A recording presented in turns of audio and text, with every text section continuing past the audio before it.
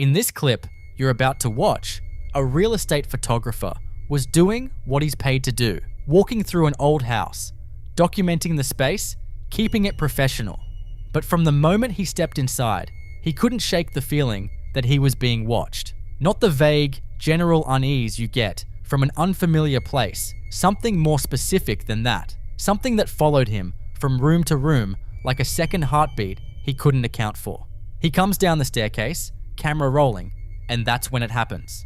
Behind him, you can hear the distinct sound of footsteps, and a shadow moves down the stairs like something is following him, step by step, unhurried, unbothered by the fact that he might turn around at any moment.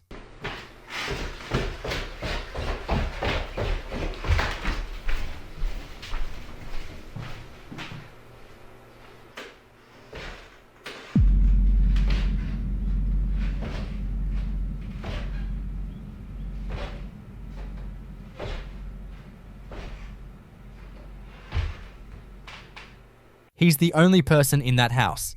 There is no one above him on that staircase, no one on the landing, no one anywhere in the building. And yet, whatever cast that shadow came down those stairs the same way a person would, with weight, with rhythm, and with intention, like it had walked that staircase 100 times before and had every right to keep doing it. Whatever this was, it was aware of him. It was moving with purpose, and it was comfortable enough in that space to make no effort to hide. So he does what any rational person tries to do. He keeps working, stays focused, and leaves his camera running while he moves through the house. Again, while he's out of frame, the door swings violently open and slams shut completely on its own. Not a slow drift, not a gentle nudge from a cross breeze, but a full, aggressive open and shut that takes real force to produce. The kind of force that doesn't come from air pressure or a settling foundation.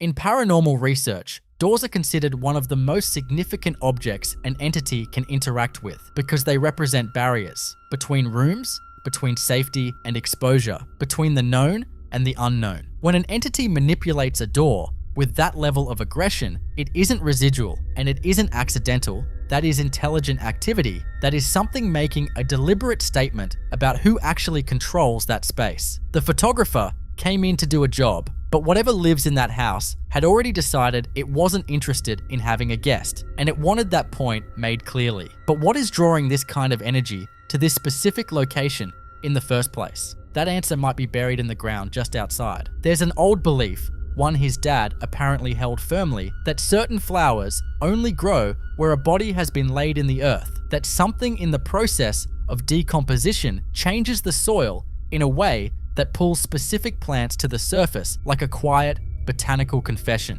Whether that's rooted in something scientifically observable or purely in generations of folklore, people have quietly used it as an informal marker for forgotten graves for a very long time. He goes outside and sure enough, there they are, just sitting in the ground, quiet and unassuming, in a place that suddenly feels a lot heavier than it did before, like the air itself is pressing down a little harder right there.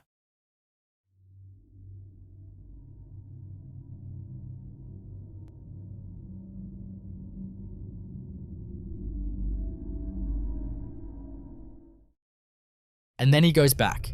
Because once you've seen something like that, once the weight of what it might mean settles in, you can't just leave it alone. He returns to the area, this time pushing further out to the field on the abandoned farm nearby, looking for grave markers, physical evidence of lives that history decided weren't worth recording, people swallowed up by time and neglect, and a landscape that kept growing over them without pause. And that's when the field starts talking back. Not wind, not an echo bouncing off the tree line. Voices. rising up out of a stretch of land that has been left to rot and be forgotten for years, as if the ground itself had been waiting for someone to come close enough to hear it.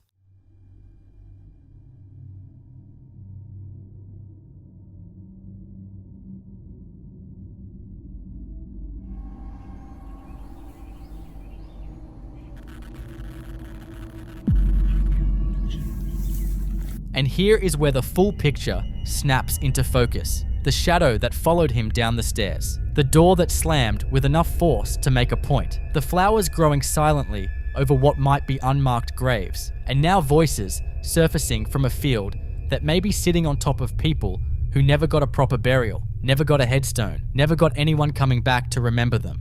In paranormal theory, locations built near or above unacknowledged remains act as anchor points, concentrating energy, creating the exact atmospheric conditions that allow entities not just to exist, but to grow stronger over time, pulling more of the dark in around them like a wound that never closed. That house isn't haunted. In spite of what's outside it, it may be haunted because of it. Whatever is moving through those rooms, slamming doors, and casting shadows on staircases could be tethered to what's buried just beneath the surface of that field, fed by it, grounded by it, and completely unbothered by whoever walks through the front door.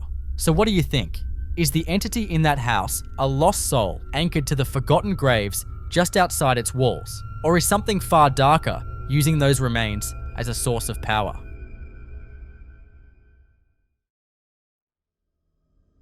In this next clip, a singer going by long-winded music on TikTok was doing something completely ordinary, filming a quick video to invite people out to watch her band perform, the kind of casual, throwaway content that takes 30 seconds to record and means nothing beyond the post itself. Except that somewhere between hitting record and hitting post, she captured something in the closet directly behind her that she almost certainly didn't notice in the moment. There's a shadow, a shape, something with enough density to register on camera, shifting inside that closet while she's standing right there, completely unaware. Not a hanger swaying, not a curtain catching air, a figure moving with the kind of slow deliberateness that puts it in a completely different category from anything you'd want to explain away. I just want to know how I can get people to come to our shows. How do we get people to come to our shows? No, I'm just trying to understand. Tell me it doesn't look like there's someone right here. There's not.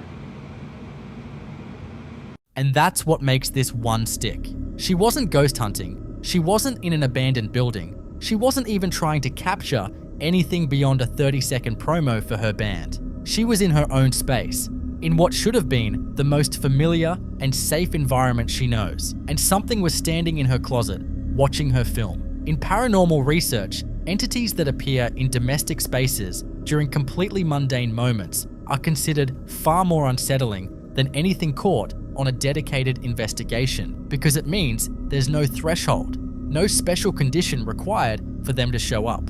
So what do you think? Was that something passing through, or does long-winded music have a permanent audience she never agreed to?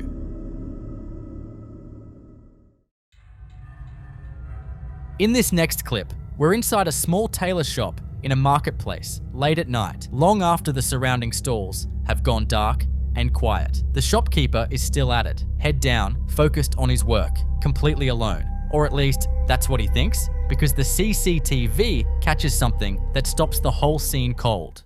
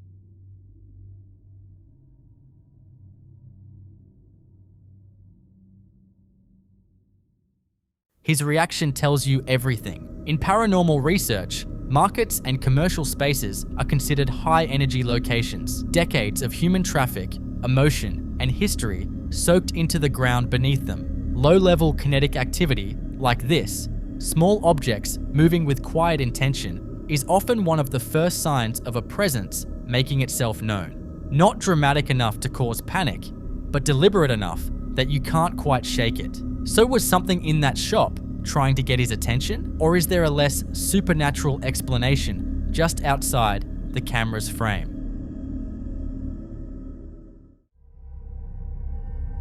In this next clip, we follow a mother named Sam who had been living with a persistent, creeping feeling for a long time. The kind that sits just below the surface. The sense that something in her own home was watching her, that she was never quite as alone as she should have been. She couldn't pin it down, couldn't point to anything specific until she accidentally caught something on camera while filming her twin boys playing. The toddlers are running into a bedroom, completely in their own world, and buried in the audio is a distinct, disembodied woman's voice whispering, "Shh, quiet." ¿Qué pasó?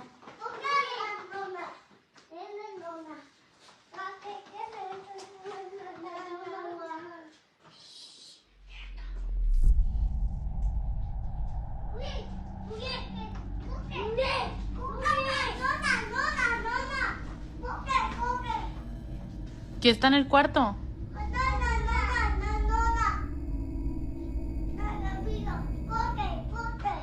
Sam confirmed she was completely alone in the house with her children at the time, no other adult present, no television running in the background, nothing that accounts for that voice. In paranormal research, this is a textbook EVP, an electronic voice phenomenon where an entity draws on the high-energy chaos of playing children to push itself into the audible range and make contact. Kids that age generate exactly the kind of frantic, unfiltered kinetic energy that entities seem to be able to use as a bridge. But the specific choice of words is what makes this one linger. Why tell them to be quiet? Some investigators believe domestic spirits fall back into old behavioral patterns, disciplining out of habit like they still have authority over the space. Others take a darker view that something was trying to hush the boys specifically to avoid being picked up on the recording. So what do you think? Is this a protective presence watching over those kids, or something that very much preferred to stay hidden?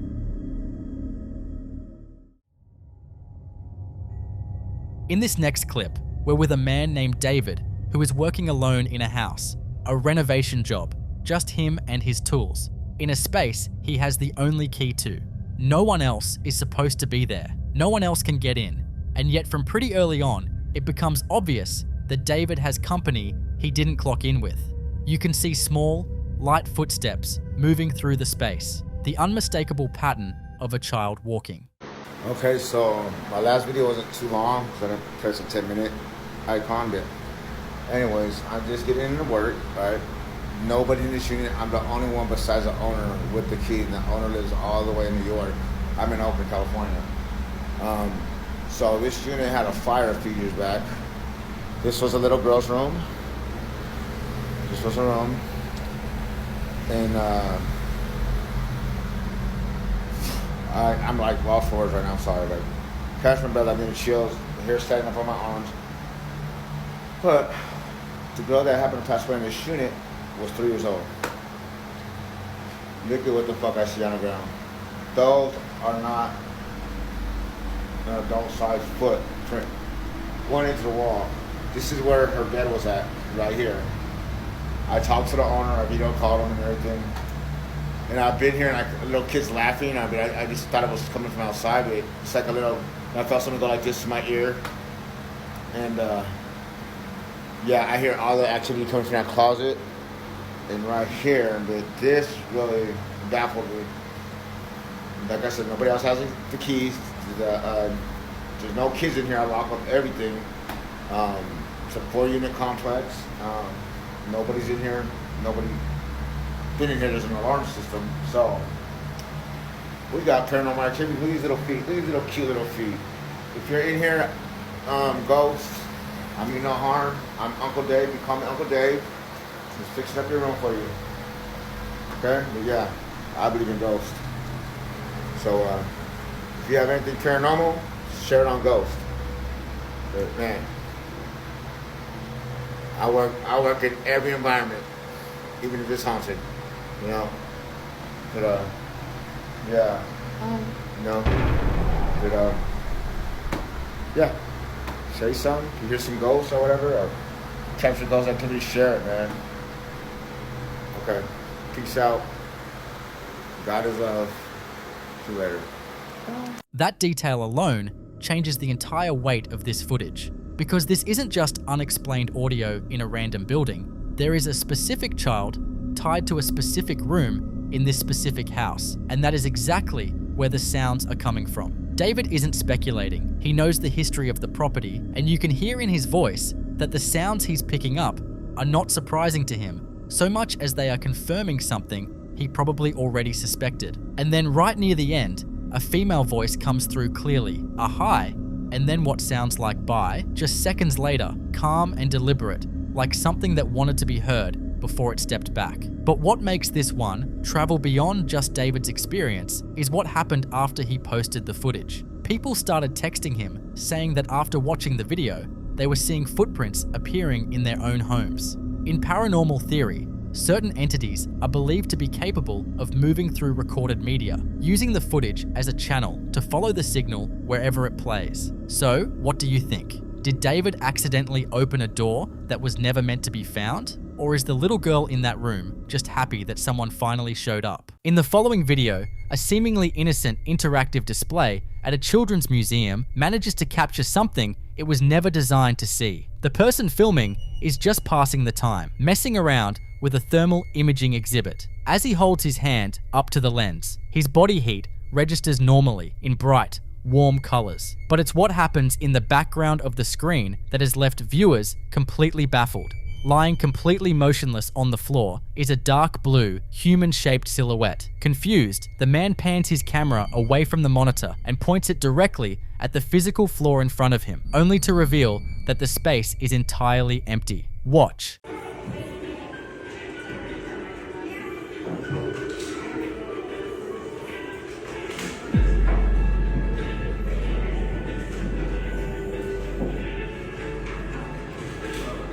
In paranormal investigations, thermal cameras are heavily utilized because entities are believed to drain ambient heat from their environment in order to manifest. This sudden energy drain creates drastic, localized cold spots. Because the figure on this screen is registering as a deep, solid blue, it means whatever is lying there is significantly colder than the ambient temperature of the room. But what makes this footage truly compelling is the input from people who work with this exact technology every single day. One viewer, who uses thermal imaging professionally, pointed out a crucial detail. While a living person will leave behind a lingering warm imprint on a surface after they get up, a shadow or a trick of the light will never leave behind a lingering cold spot. If a person had just been lying on the floor as a prank moments before the video started, the screen would show a residual yellow or red outline, not a freezing blue void. Whatever this camera is picking up, it defies the normal rules of residual body heat, and it certainly isn't a shadow. Did this museum exhibit accidentally capture the heavy imprint of a spirit tethered to that spot on the floor? Or is this just a highly unusual glitch in the system? I'll leave you to be the judge.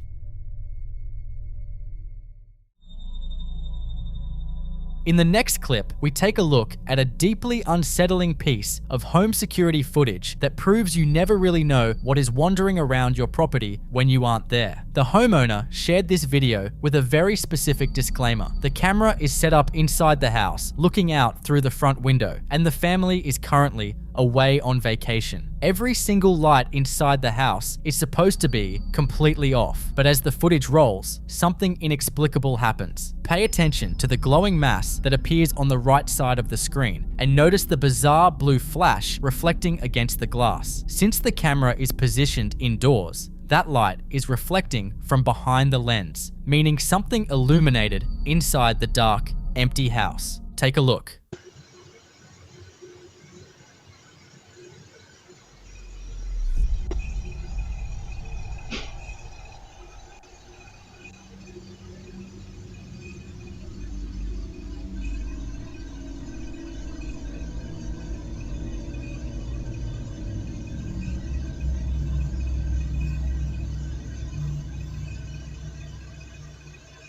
There is a lot to unpack here, especially when considering how the camera's system actually reacted to the event. The homeowner perfectly described the glowing mass, noting that it initially looks like footsteps, then starts floating. If you watch closely, it elongates and shifts before morphing into a solid orb and drifting intentionally across the yard. While skeptics are usually quick to dismiss floating anomalies like this as simple dust particles or tiny bugs catching the infrared light, there is one massive detail that makes this much harder to explain away. The homeowner confirmed that this glowing mass actually triggered the camera's motion detector. Security systems are typically calibrated to ignore small, close-up particles like dust, requiring something with actual physical mass or a significant heat signature to trip the sensor. The shape-shifting nature of this anomaly, combined with the triggered motion alert and that unexplained blue flash inside the home, makes this a highly compelling piece of footage. Was this just a heavy speck of dust drifting on an indoor draft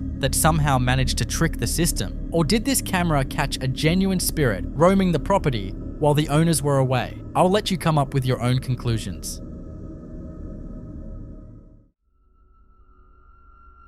In this clip, we witness what happens when a subtle haunting rapidly escalates into a full-blown, violent infestation. Most people set up indoor security cameras to give themselves peace of mind while they are away. But for this homeowner, those cameras ended up capturing the exact opposite. The timeline of this activity is what makes it so deeply unsettling. It shows an entity testing its boundaries and gaining strength. The activity begins in the living room while the house is completely empty. The ceiling fan suddenly turns itself on, spinning for a few moments before stopping. To rule out a random electrical glitch or a draft, the light attached to the fan actually switches on and off exactly as the blades come to a halt. This is a deliberate manipulation of the electrical current. Then, in the background, a closet door slowly creaks open and clicks shut entirely on its own. Watch. What is going on in my house when I'm not home?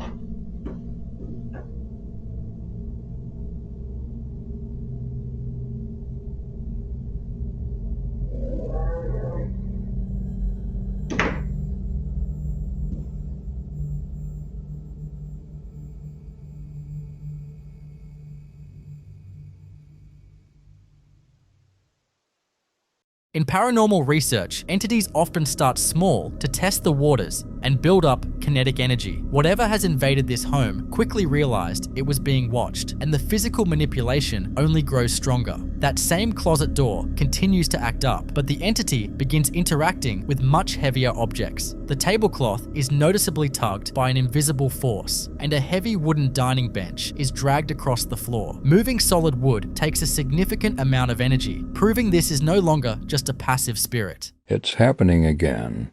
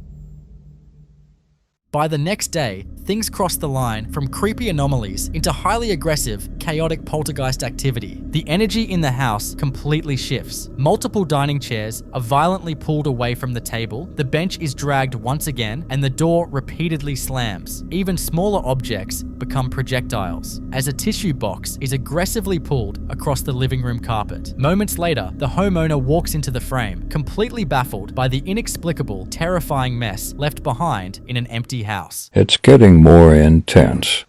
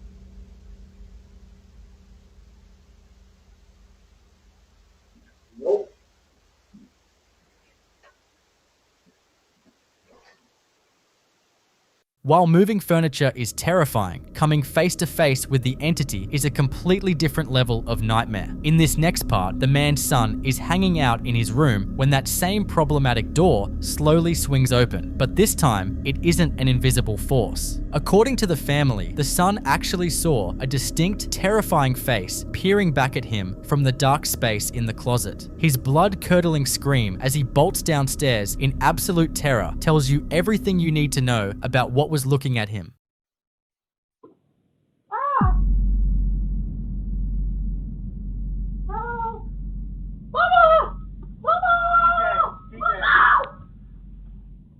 At this point, the house is an absolute powder keg. On a separate day, the son is just trying to distract himself and regain some sense of normalcy by playing video games. But the entity decides to make it completely clear that they are no longer welcome there. As objects start shifting and moving around him once again, he finally reaches his breaking point, drops what he's doing, and gets the hell out of there.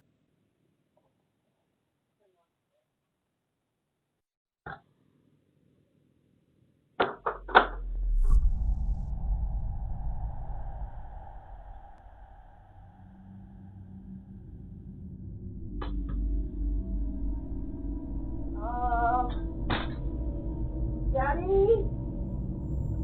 Daddy, it's happening again. Daddy? Daddy? I don't like this. Daddy, I don't like this.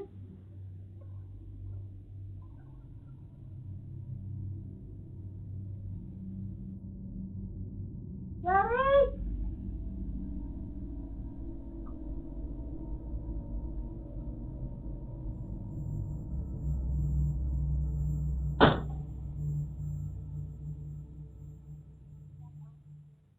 When you look at this specific pattern of escalation, it raises a terrifying question. What exactly is living in this house? Activity that starts with electrical interference and subtle movements before rapidly evolving into throwing heavy furniture usually points to a poltergeist. Poltergeists are notoriously noisy and destructive, often feeding off the raw emotional energy and stress of the people living in the home, especially teenagers, like the son in the video. However, manifesting a physical face to intentionally terrify a child is a deeply predatory behavior that points to something much darker. Many investigators would look at this timeline and classify it as a demonic infestation. These dark entities systematically break down a family's psychological state. They start by making you question your sanity with moving objects, exhaust you with fear, and then reveal themselves to feed off the resulting terror. When a haunting goes from turning on a ceiling fan to physically dragging heavy furniture and showing its face to children, you are dealing with a highly dangerous presence. Would you try to bring in a professional to cleanse a house this active? Or are you packing your bags the second a chair moves on its own? In the following clip you're about to watch, we dive into the terrifying reality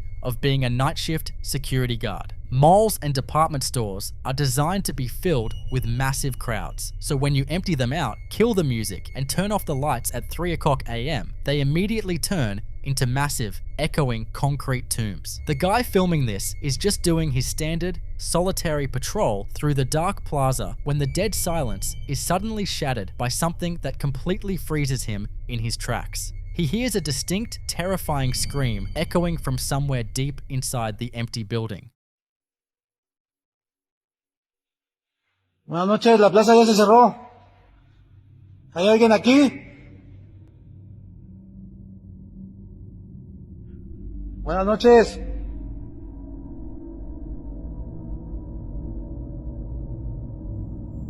Ya se cerró la plaza, joven. Buenas noches.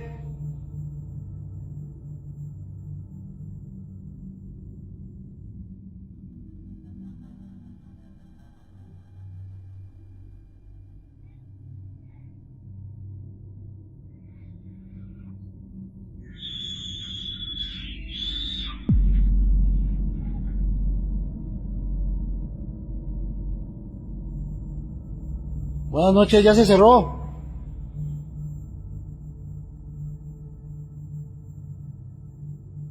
¿Hay algún niño aquí? Buenas noches.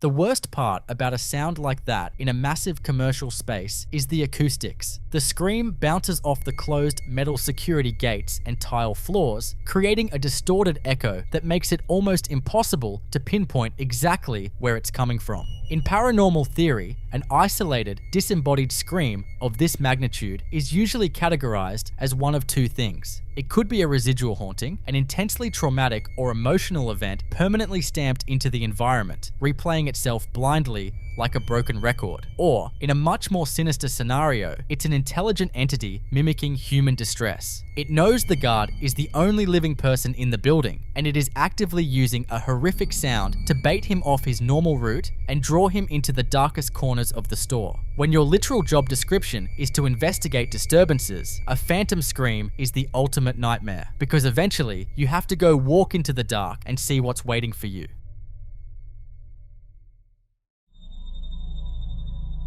In this next video, we're looking at, or rather listening to, something that has genuinely terrified an entire neighborhood. The person recording is standing near a river in pitch black darkness, and they are capturing this audio in real time. According to the caption, this isn't just an isolated incident, it's actually the third time in 2 years that this strange, inexplicable singing has echoed across the water at night. Take a listen to what these residents are hearing out there in the dark. Okay, so as you can see, it's pitch black out there, right? I live on a river, and there's no lights, so there's a room in there, but like, it's pitch black. So just listen for a moment, okay? And tell me that you would not be fucking freaked out by this.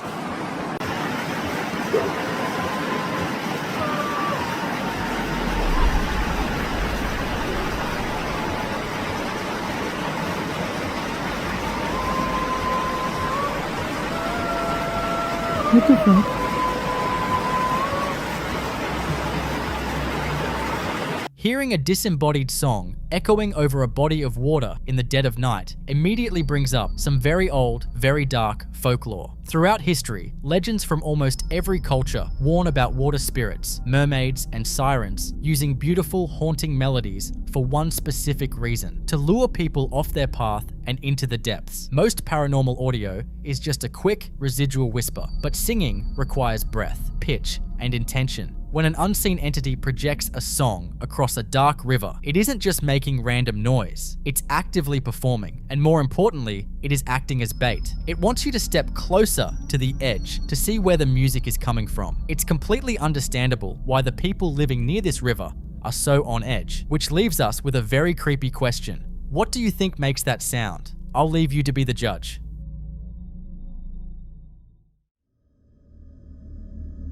In this next clip, we see exactly why 3 a.m. is universally known in the paranormal community as the demonic hour. The guy in this footage is completely vulnerable, fast asleep on his living room couch. According to the caption, his wife had already been complaining about feeling a strange, heavy presence in the apartment, which is likely why this security camera was rolling in the first place. As you watch this, keep your eyes locked on the deep shadows in the background. Watch very closely.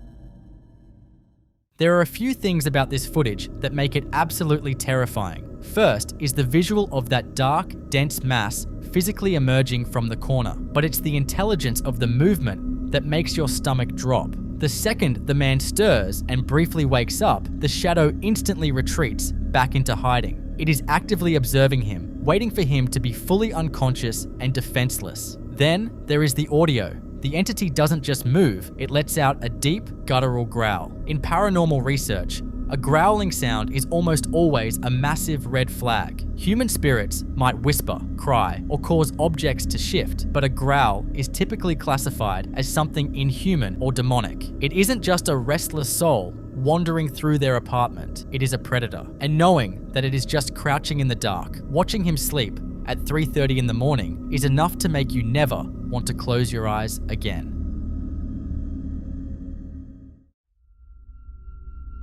In this next clip, we explore a deeply unsettling and universal fear, being trapped in your bedroom while something unseen is waiting on the other side of your door. The girl filming this is completely alone in her apartment. She explicitly mentions in her caption that all the windows are securely closed, completely ruling out the possibility of a weird cross breeze or draft. But as she sits in her room, the door begins to violently rattle and shake. It isn't a subtle vibration. It moves exactly as if a physical person is standing out in the hallway, aggressively gripping the handle and trying to force their way inside.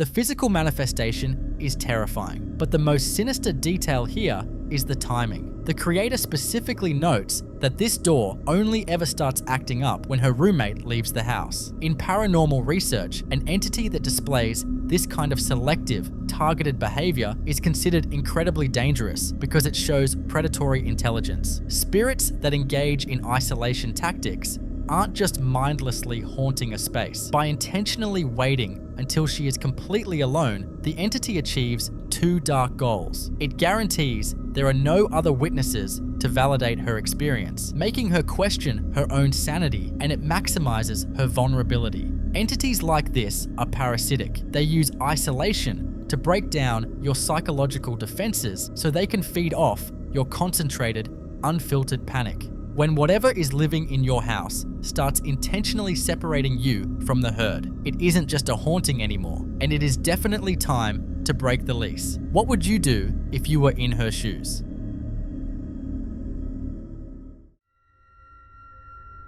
In this next clip, we look at exactly why finding certain objects hidden away in an old house should be your immediate cue to leave. The guy filming this is completely alone at his grandparents' house. Well, alone except for his dog. He starts recording because he made a very unsettling discovery: an old Ouija board stashed away upstairs. Almost immediately after he finds it, the energy in the house completely shifts. He starts hearing bizarre sounds, and a cup inexplicably knocks itself over. In the paranormal community, an abandoned Ouija board isn't just a dusty piece of cardboard. It is widely considered to be an open door. If a session wasn't closed properly years ago, the theory is that whatever was invited in never actually left. It just went dormant, waiting for someone to acknowledge it again. As the activity ramps up, pay very close attention to his and his dog's reaction. Mi gente, buenas noches. Estoy en casa de mis abuelos. En la parte de arriba encontré una ouija, no sé de quién sea. Por eso quería grabar, mi gente. Ustedes están viendo todo. No, hey, ¿quién está aquí? No mames, están aventando los vasos y la puerta. Por favor, Padre nuestro que estás en el cielo, santificado sea tu nombre. Venga a nosotros tu reino. Hágase su voluntad en la tierra como en el cielo. Danos hoy nuestro pan de cada día. Perdona nuestras ofensas. No mames, güey. Vete a la verga. No mames, Padre nuestro que estás en el cielo. Santificado sea tu nombre. Venga a nosotros tu reino. Hágase su voluntad en la tierra como en el cielo. Danos hoy nuestro pan de cada día. Y perdona nuestras ofensas. No. Perdona nuestras ofensas como tal. No mames. No. Vete a la verga, porque el control. No. There are few things scarier than a dog aggressively barking at an empty room. Animals possess a sensory range that human beings simply don't have. When a dog locks its attention on the top of a dark staircase and goes into guard mode, it isn't barking at nothing. It is barking because something is standing right there, looking back down at them. But the absolute breaking point is when that ball bounces down the stairs. It comes directly from the second floor, the exact same place where he just found the Ouija board. It's a classic, terrifying display of a spirit mocking the living. The sheer, unfiltered panic in his voice as he starts frantically praying the Our Father is completely visceral. He realizes in real time that whatever was left attached to that board is now walking down the stairs to introduce itself.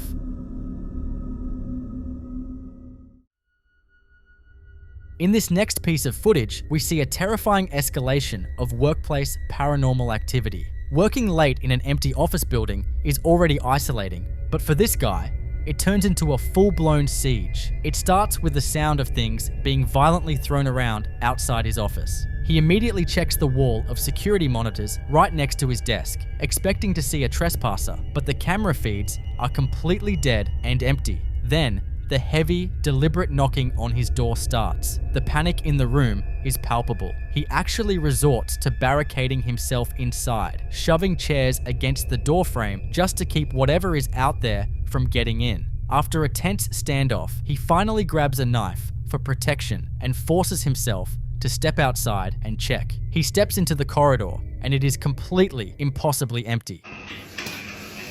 Đây, cho mọi người xem đây.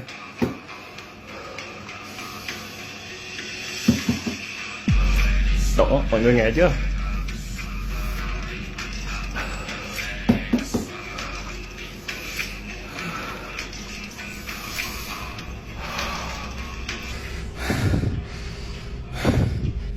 Gò đi. Gò đi. Địt mẹ nha mày.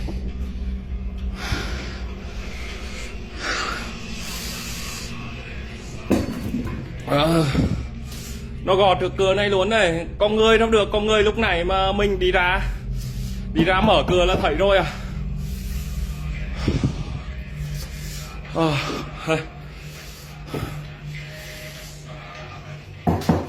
Mẹ nha mày.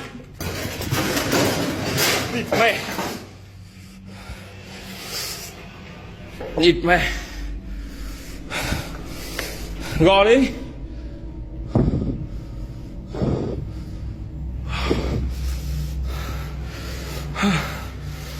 Gò đi, đó. Không có ai mà nó gò cửa này giờ đấy.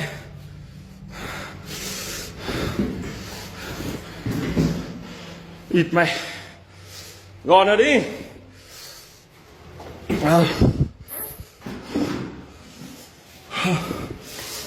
But the nightmare doesn't end just because the hallway looks clear. While he is out there cautiously investigating, the entity starts playing a highly aggressive game of cat and mouse. As he creeps down the corridor, the door to the restroom suddenly swings shut on its own. Startled, he pushes it open and checks inside, only to find another empty room. He turns his back to walk away and continue his search, and the absolute second he looks away, that same door violently slams shut behind him with massive force. Realizing he is completely outmatched by something he can't even see, he retreats straight back to the monitor room to check the cameras again.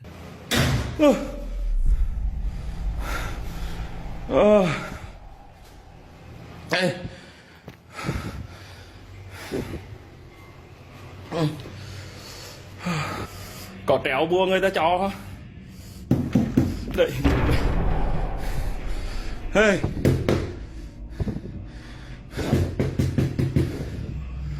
Thôi. Mày.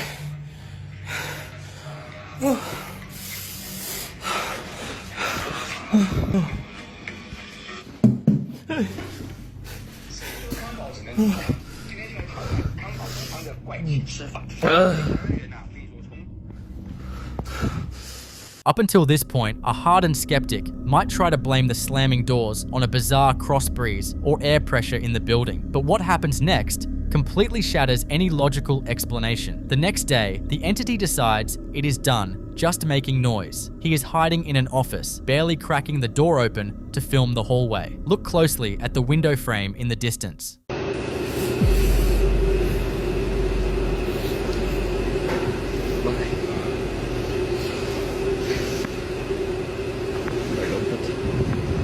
A dark, physical figure finally shows itself, creeping right at the edge of the window frame before seamlessly slipping away into the darkness. It's the ultimate psychological torture. When you look into paranormal folklore, entities that behave like this are rarely ever human spirits. They are usually classified as predatory shadow beings or crawlers. Unlike a typical ghost that might be tied to a specific tragedy or residual memory, these creatures are considered parasitic. They actively seek out isolated individuals and feed off the heavy energy of human terror. That completely explains the hours of psychological buildup. It wasn't just aimlessly haunting the building, it was methodically hunting him. By disabling the cameras, throwing heavy objects, and slamming doors right behind his back, it was deliberately spiking his adrenaline and breaking down his mental defenses. It spent the entire night making sure he knew he was trapped, just to finally let him catch a physical glimpse of it. It's a very clear, chilling message. You can check the monitors and carry a knife all you want, but you can't stop me. In the following video, we head to Duval County, Florida, where a resident named Eric Battle captures an encounter that feels less like a run-in with local wildlife and more like a scene from a supernatural thriller. Eric had stepped off his porch late at night to check on his chickens after a long day of work. For weeks leading up to this night, he had been plagued by unsettling anomalies, fleeting shadows darting just out of sight, and the unmistakable sound of footsteps crunching on gravel when he knew for a fact he was alone. Initially, he attempted to brush these occurrences off as his mind playing tricks or perhaps a stray animal. but the frequency began to form a pattern that felt less like a coincidence and more like a deliberate, focused escalation. What he captures on this day is an auditory manifestation that defies every logical law of nature. Listen carefully. Yo, I just walked off the porch and I came out here to check on the chickens. I just heard, first off, I heard my name. Second off, it sounded like somebody was saying, help me. Hold on. Hold on.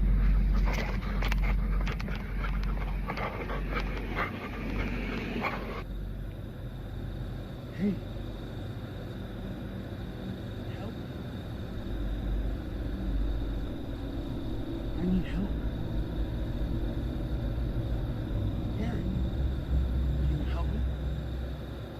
In paranormal research, this specific phenomenon is often referred to as mimicry, a predatory tactic used by certain entities to lure individuals away from the safety of their homes and into the darkness. The atmosphere shifts instantly from curiosity to deep-seated confrontation as Eric ventures further into the brush to find the source. However, on a separate day, the entity demonstrates that its influence on the property has evolved from mere sound to physical manipulation. Take a look.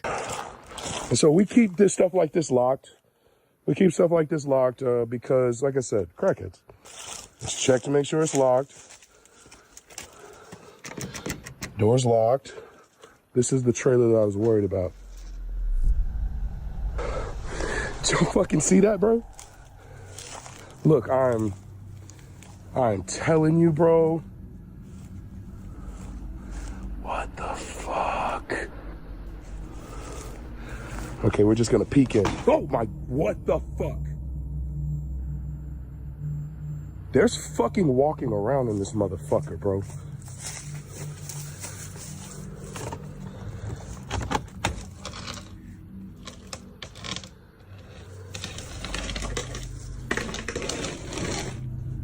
Hello? Guess we're gonna have to climb in this motherfucker. Probably should have brought my gun. Hello? Fuck! Y'all fucking heard that shit. Hold up, man. It's happening all around me right now. Like, it's the worst that it's ever been.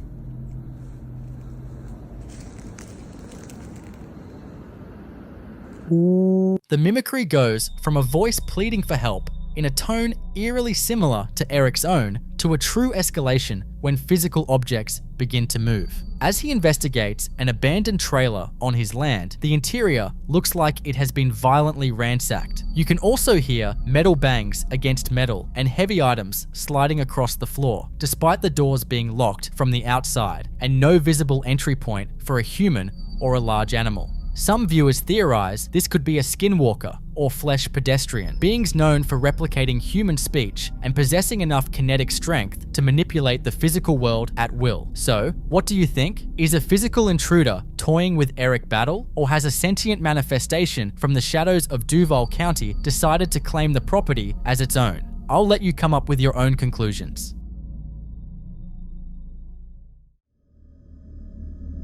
This next clip comes with a story that starts the way most of these do, with a parent who didn't initially believe their child and a CCTV playback that changed everything. The setting is a standard family bedroom where a couple and their 2 children had settled in for the night, all sharing the same bed. It was intended to be an ordinary, comfortable night, but the footage recorded in the dark reveals an interaction that is difficult to process.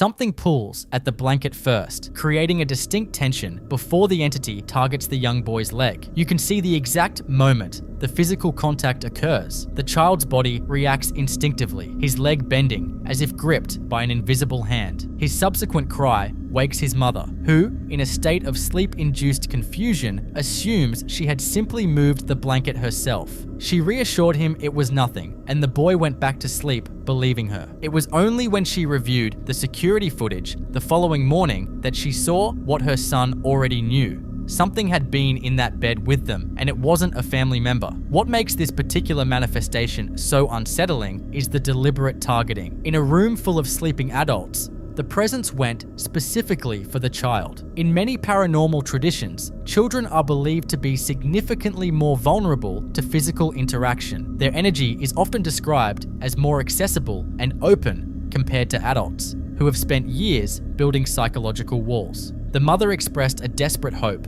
that the event was isolated, but an entity confident enough to manifest in a crowded bed is rarely easily discouraged. To provide context for the aftermath, the family's reaction moved swiftly from disbelief to spiritual defense. After seeing the footage of their son being physically grabbed, they refused to wait for a second occurrence. They sought immediate intervention, leading to a sobering scene of the family gathering as a priest leads them in prayer to cleanse the home.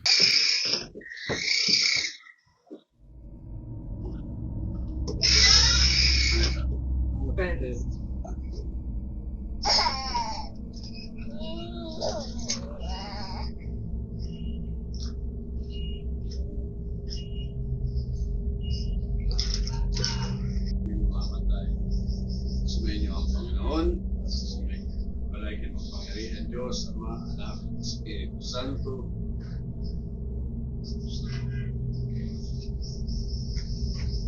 So, ano, kagabi lang nangyari yan? Isang araw pa madaling araw. May CCTV ba? There is something deeply human about this shift, from an ordinary night to needing a spiritual authority to feel safe enough to close their eyes. In many cultures, particularly within traditions across Southeast Asia, the response to a haunting isn't an investigation, it's a direct spiritual rebuke. The belief is that certain manifestations can only be addressed and driven out through religious authority. Whether the prayers were successful or the bedroom remained quiet after the priest left, the family hasn't confirmed. However, the fact that they felt the need to perform an exorcism after just one night speaks volumes about the terror captured on that camera. If you caught an unseen force grabbing your child on camera, would you rely on logic to explain it away? Or would you be the first to call for outside help?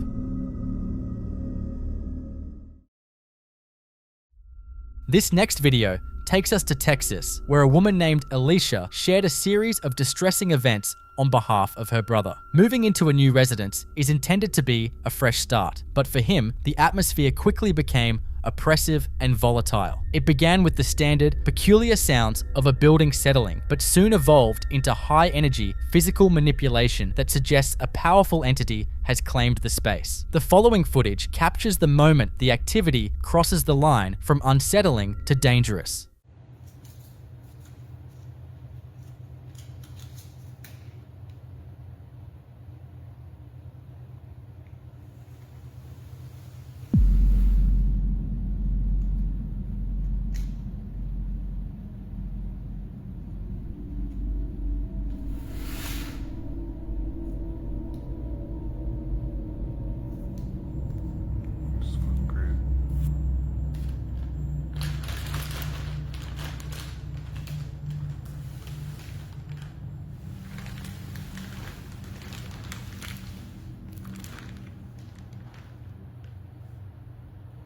What we see here is a manifestation of significant kinetic energy. A heavy wooden dresser is shoved across the floor, and more bafflingly, the entire bed is jolted with enough force to slide it away from the wall. If you look closely at the mattress, there appear to be localized indentations, as if an invisible weight is pressing down or stepping across the surface. This suggests that whatever is in the room possesses a physical presence or a unique way to exert mass onto our environment. In paranormal research, this is often categorized as a high-level poltergeist, where an anomaly gathers enough ambient energy to move large, heavy objects. The entity's aggression didn't stop with simple movement. Following that particularly violent night, the room was left in a state of total disarray, with belongings scattered as if a physical intruder had ransacked the place. To provide context for the escalation, the brother recorded himself returning to the room to attempt to clean up the wreckage, though the atmosphere remained heavy and charged. Take a look.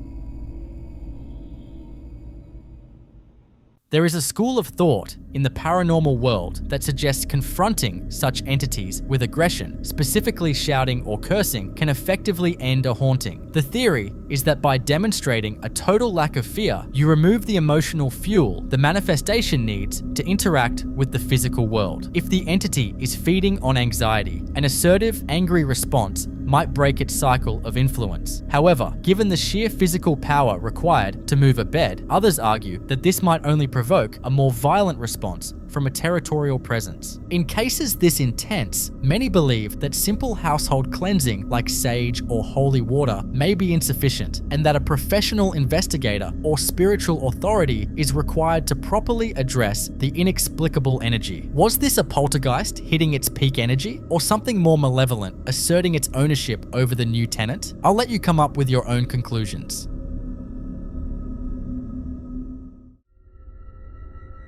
In the next clip, we are introduced to the home of Alexis Lakica, a man whose daily routine recently took a sharp turn into the paranormal. Most hauntings begin with subtle hints, a cold spot here, a faint whisper there, but the activity in this household skipped the formalities and went straight for the psychological jugular. After hearing a persistent rhythmic tapping on his window, Alexis pulls back the curtains only to find his yard entirely desolate. Moments later, his front door handle rattles violently as if something is desperately trying to gain entry, yet the porch remains completely empty.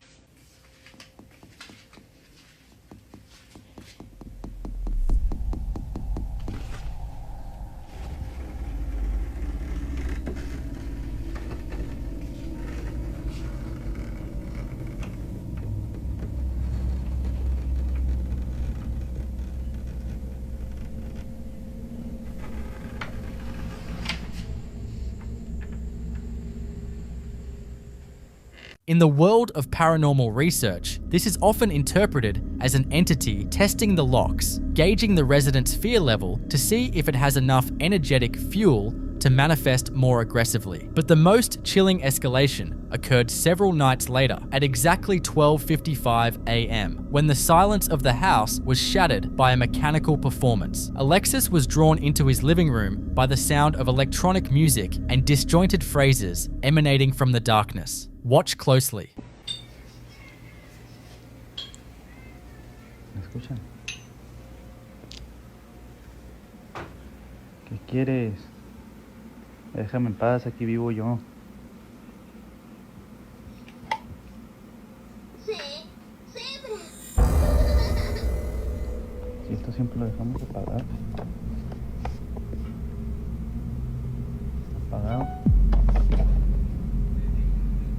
Sitting on a chair, was a children's zebra toy performing its preset songs, despite the fact that the power switch was clearly flipped to the off position. This isn't just a simple battery fluke, it's a direct manipulation of the device's internal circuitry. As he tries to process the toy's behavior, a nearby electronic keyboard joins the performance on its own while no one is at the keys. This multi-layered activity suggests an entity that has moved past the testing phase and is now exerting physical control over the environment. Many researchers believe that spirits find modern electronics easier to trigger because they can siphon ambient electrical energy to produce a physical result with minimal effort. It is a calculated move designed to ensure the entity remains the center of attention. Alexis is left standing in a dark room, surrounded by off devices that seem to have developed a sentient mind of their own. If you walked into your living room at midnight to find your off toys throwing a concert, would you try to debunk the wiring, or would you be packing a bag before the second verse? In the following clip,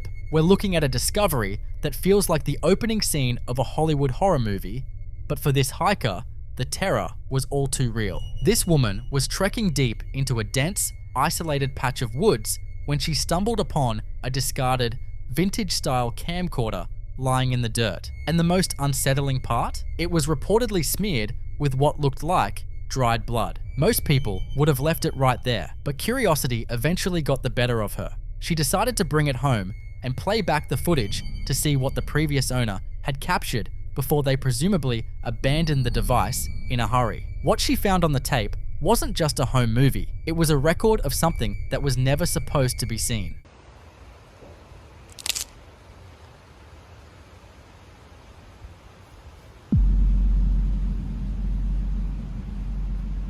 As the camera pans across the thick, tangled tree line, you can see a tall, dark, human-shaped silhouette peeking out from behind a massive trunk. It's only visible for a split second, but the moment the lens locks onto it, the figure retreats into the shadows with a fluid, almost mechanical speed that no human could replicate. In paranormal circles, this is often labeled as a watcher, an entity that acts as a territorial spirit, guarding a specific location. The woman probably walked away thinking that the woods were the anchor, and that as long as she stayed off that particular trail and never went back, she'd be in the clear. She likely figured the camera was just a creepy souvenir of a place she'd never visit again. But boy, was she wrong. It turns out that when you bring a haunted object into your home, you aren't just bringing back a story, you're effectively inviting a guest that doesn't need a second invitation to stay. Back within the supposed safety of her own four walls, the reality of what she found in those woods began to settle in with a heavy, suffocating weight. She began to feel a relentless, aggressive energy that seemed determined to make its presence known at all hours of the night. It started with small things, items being slightly out of place, a door left ajar, but it quickly escalated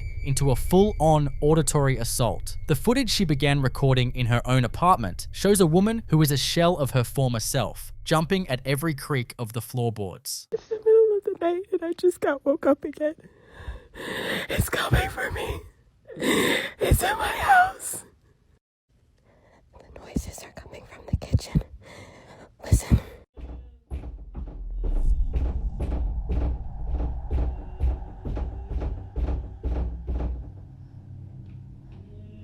That's the noise that wakes me up every night.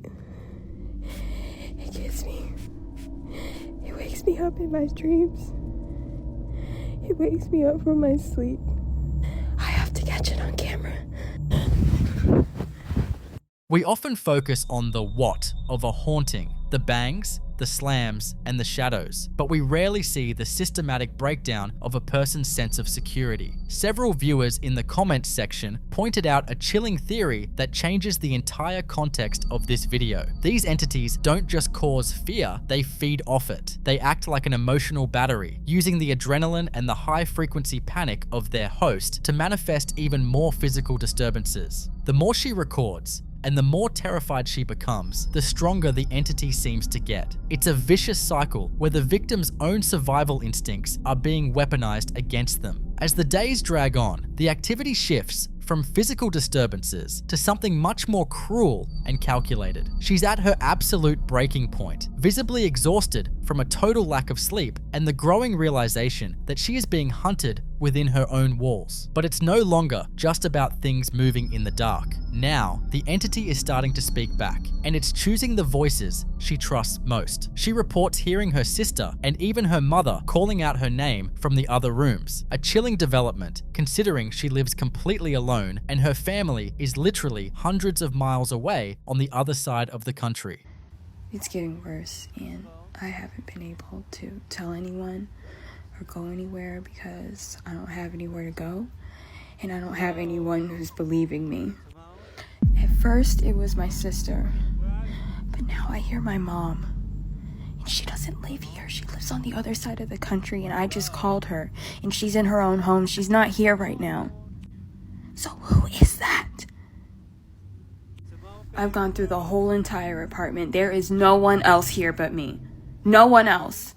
If you listen closely to the audio while she's talking to the camera, there's a faint, rhythmic hello, hello, whispering from somewhere deep in the house beneath the sound of her own voice. By weaponizing her own family's voices, the entity is conducting a masterclass in emotional warfare. It knows that even in a state of terror, a human will instinctively move toward the sound of a loved one. At this point, she's not just fighting a haunting anymore, she's fighting for her own sanity. In a desperate attempt to find even a moment of peace, she finally fled the apartment. She jumped in her car and drove, hoping that the distance between her and that trail in the woods would finally mean something. But as she pulled into her apartment's public parking garage, she realized the distance didn't matter.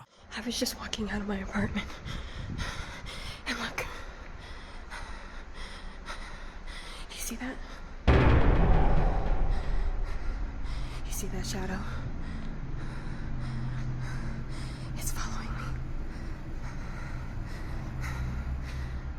If you look at the shadow cast against the concrete wall behind the red car, you can see a tall, distorted figure that perfectly matches the silhouette from the blood-smeared camcorder she found in the woods. This confirms the worst-case scenario in any paranormal investigation: a person-centered attachment. The entity isn't tied to the woods, and it's not even tied to the camcorder anymore. It is tied to her. It has moved from being a watcher in the trees to a stalker in her shadow. In the final piece of evidence, we see her trying to navigate the most mundane parts of her day, but the sounds behind her are becoming impossible to ignore. She's just trying to head down the stairs of a parking structure, but every step she takes is met with a heavy, rhythmic echo that isn't her own. You can see the exhaustion in her hands as the camera shakes. She is a woman who has run out of places to hide.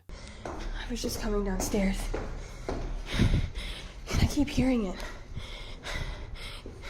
Sounds like it's always like one step behind me. Listen. Listen. Did you hear that? Did you hear that?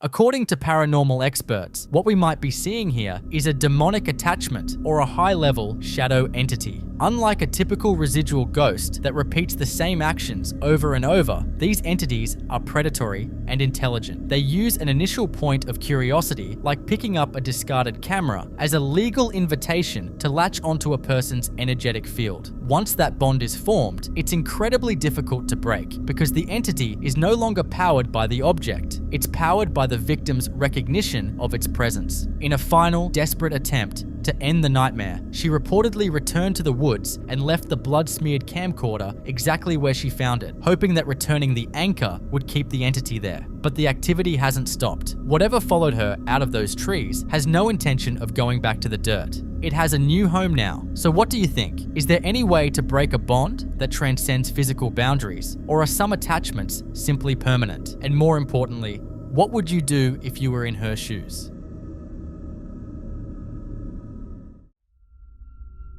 This next clip takes us to a living room where a group of friends or siblings are gathered to record a sweet, seemingly innocent video. They're holding heart-shaped balloons and singing happy birthday in German, completely unaware that the camera is capturing a lot more than just their celebration. The lighting is warm, the mood is light, and it looks like a typical happy moment you'd send to a family member. But if you keep your eyes on the mirror hanging on the wall to the left, this wholesome video quickly turns into something straight out of a nightmare. 1, 2, 3, 4. Zum Geburtstag viel Glück. Zum Geburtstag viel Glück. Zum Geburtstag alles Gute. Zum Geburtstag viel Glück. Alles Liebe zum Geburtstag, Mama. As the song comes to an end and the group starts laughing and popping their balloons, pay close attention to the reflection in that oval mirror. For just a split second, a pale, almost translucent figure with what looks like wings glides past the glass. It moves with a smooth, unnatural glide, completely out of sync with the chaotic energy of the room. The moment the figure passes out of frame, the mirror detaches from the wall and crashes to the ground, taking the room from a state of celebration to a state of absolute shock. It's as if whatever was watching them from the reflection decided it was done being ignored. So, what do you think? Was this a guardian angel making a very dramatic entrance for a birthday? Or is it a case of an unseen entity using the mirror as a portal before violently closing the door behind it? I'll leave you to come up with your own conclusions.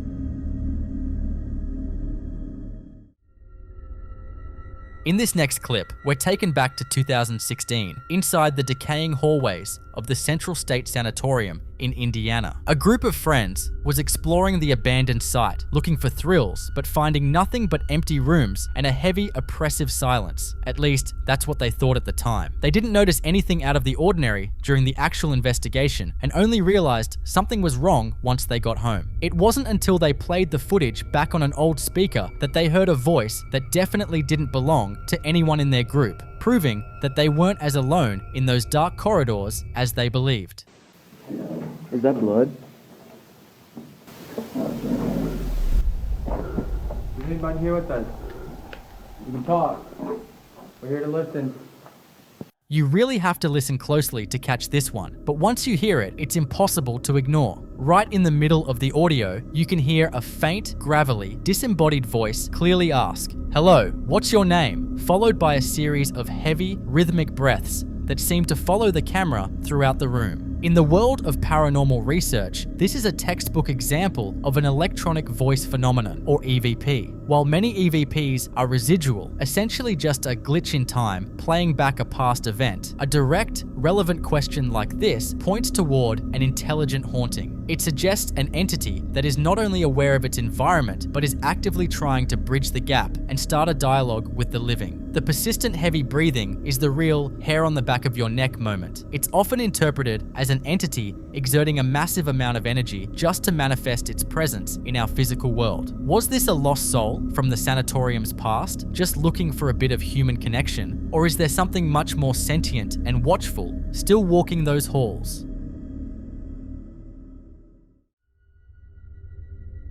This next clip takes us to the sterile, dimly lit hallway of a brand new apartment building where a content creator was just trying to film a routine room tour for his followers. He's visibly excited about the move, but the celebratory vibe of the video takes a sharp, jagged turn the second he steps out into the corridor. He accidentally bumps into a man standing perfectly still in the shadows. And while most of us would expect a quick apology or a friendly wave, he's met with a silence that feels heavy and entirely intentional. He tries to play it off with some friendly neighborly chatter, introducing himself as the new guy on the floor and even offering to help if the man needs anything. But the figure doesn't move a single muscle in response. Je voulais faire un zoom tour de mon nouvel appart.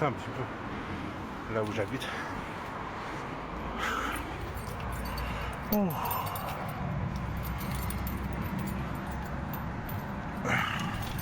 J'ai emménagé à...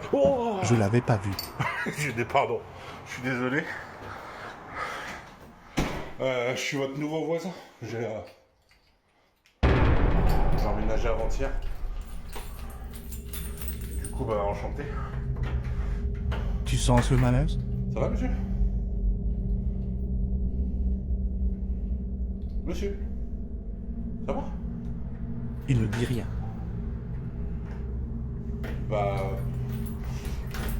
Si vous avez besoin de quoi que ce soit, Vous me dites, hein, vous frappez, pas de souci. Regarde les doigts. Ça veut dire un truc? Ça va, monsieur? Bon. Bah, bonne journée, du coup. Allez, je flippe là, je rentre. Avis? If you look closely at the zoom in on the man's hand, you can see his fingers moving in an incredibly fast, rhythmic, and unnatural twitch that completely contradicts the absolute stillness of the rest of his body. In paranormal research, this kind of erratic movement is often flagged as involuntary manifestation, a sign that an entity is struggling to keep a physical, human-like form stable. The creator's own caption even asks if the fingers mean something, and for many viewers, the answer is a resounding yes. It's as if the neighbor isn't a person at all, but a creature wearing a human suit that hasn't quite figured out how the nervous system is supposed to work. The absolute lack of a verbal response, even when the creator offers a friendly greeting, suggests we're looking at something that doesn't understand the basic rules of human interaction. What do you think? Is this just a case of a neighbor dealing with a severe neurological condition and a very awkward social moment? Or did this creator accidentally catch a glimpse of something that's merely pretending to belong in our world?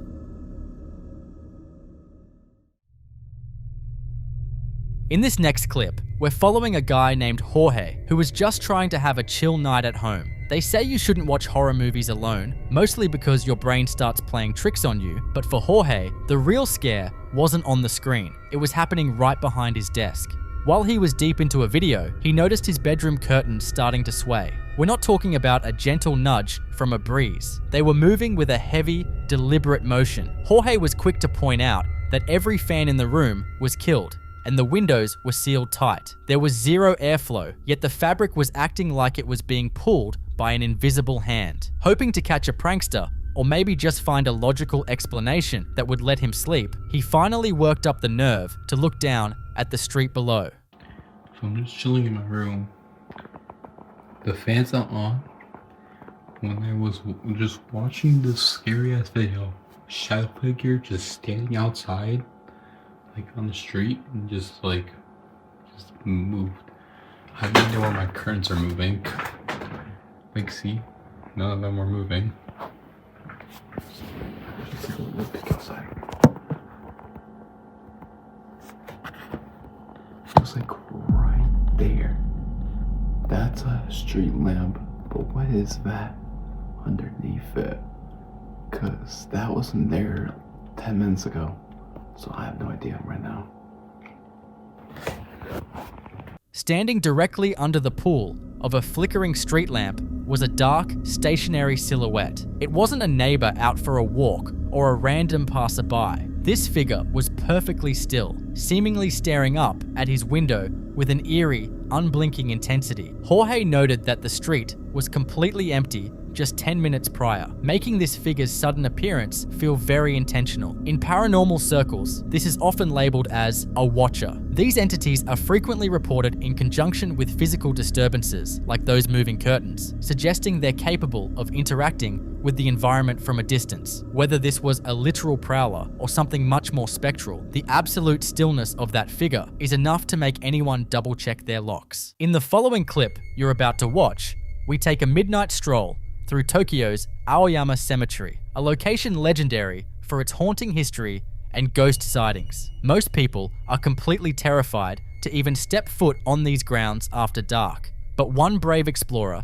decided to walk through the shadows to see what the fuss was all about. While navigating the dark pathways, he suddenly hears a distinct cat meowing that startles him in the quiet night. His reaction was quick as he pans the camera towards the cemetery. However, when he watched the footage back, his camera picked up absolutely no trace of the feline's voice.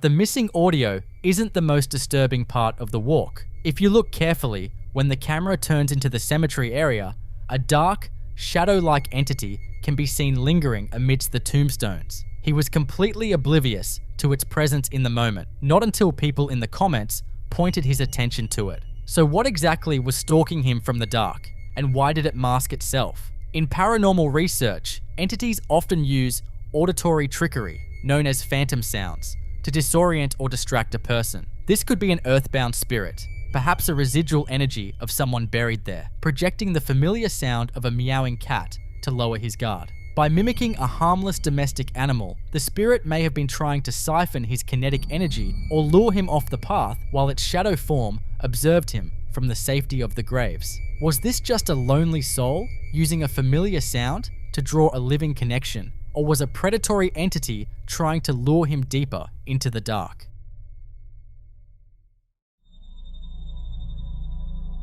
In this next clip, an explorer decides to investigate a reported ghost sighting in the dense woods near his home. Equipped with a borrowed color night shot camera, he ventures out alone after dark to see if there is any truth to the local rumors. The initial atmosphere is completely still, but as he scans the tree line, he catches sight of a strange, pale anomaly shifting between the trees. He tries his best to steady his hands and zoom in for a better look, but whatever the entity is, it dissolves back into the shadows just as quickly as it appeared.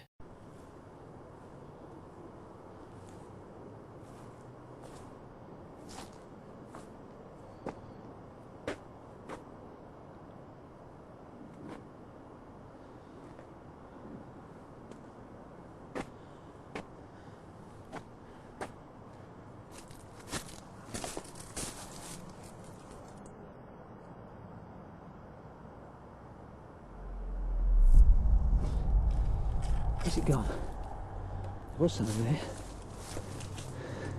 Sure I saw something. Where is it? It was around here somewhere. No, it's here somewhere, but it's gone. I don't know where it is.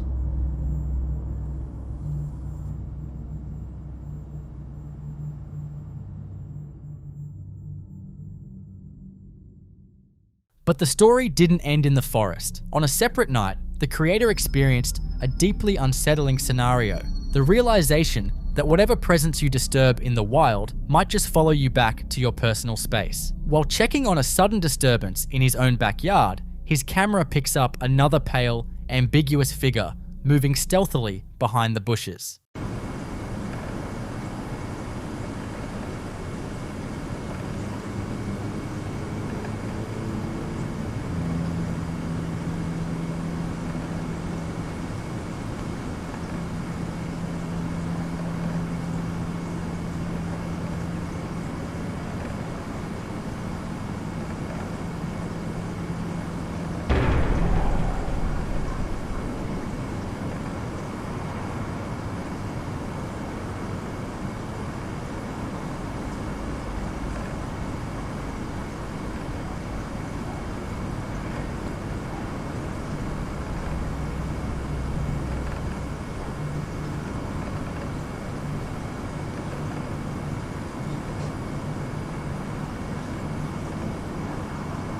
In paranormal research, a sequence like this is heavily associated with a concept known as spiritual attachment. The theory suggests that entities aren't always anchored to a single geographic location. Instead, when an individual enters their domain with a high level of hyperfocus, anticipation, and adrenaline, that intense emotional output can act like a beacon. The entity is thought to absorb this energy, using it as fuel to latch onto the investigator and follow them straight back to their home property. However, this footage has sparked an intense debate, and the skeptics make some incredibly strong arguments against it.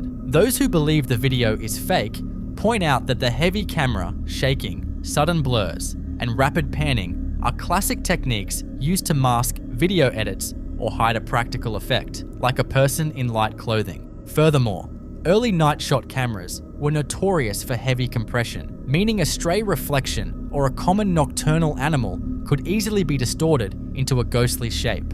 On the flip side, there are reasons to believe it could be genuine. Defenders of the clip point out the organic way the figure blends behind the complex, overlapping layers of branches, a feat that would have been remarkably difficult to cleanly render with consumer-grade digital editing software back when this was originally filmed. They also argue that the ambient audio and the raw tension in his breathing sound entirely unscripted. This leaves us with a classic supernatural dilemma. Was this just a clever piece of doctored footage meant to create an internet hoax? Or did this man genuinely capture an entity that followed him home from the woods? I'll let you decide.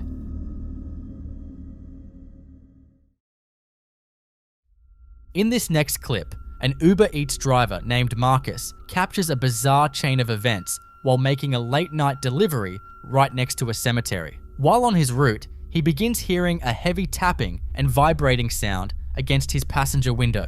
With no one visible outside, he pulls over to check the exterior of his vehicle and see if something is caught underneath. While investigating outside, Marcus points his camera toward a discarded shoe sitting on a piece of cardboard by the curb, which suddenly shifts on its own. He quickly gets back into the driver's seat, but the situation escalates further when the passenger door unlatches and swings wide open completely by itself. What makes this sequence even more unusual is what Marcus discovered only after reviewing his dashcam footage later on. The interior camera shows a faint, translucent anomaly hopping directly through the closed passenger window just before the window began vibrating.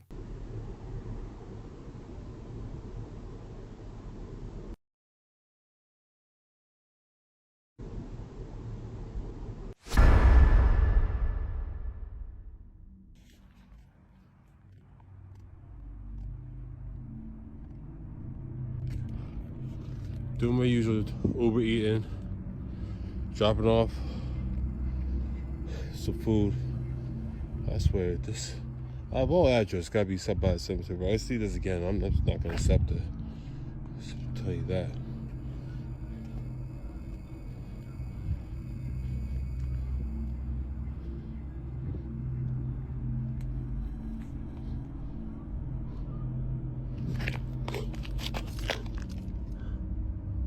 Sure I'm not tripping.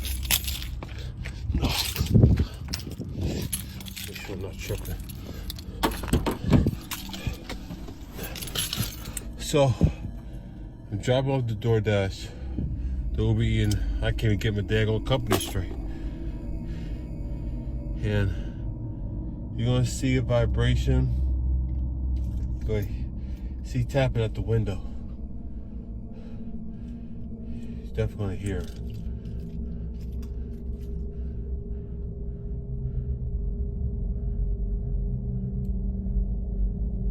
What the fuck? What the fuck was... Oh, hell no. Hell no.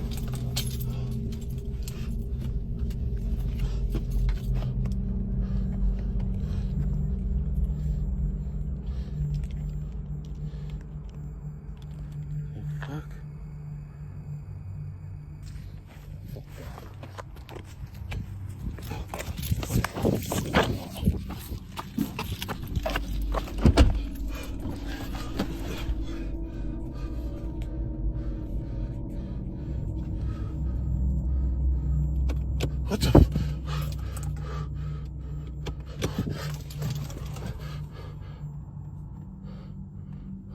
Why?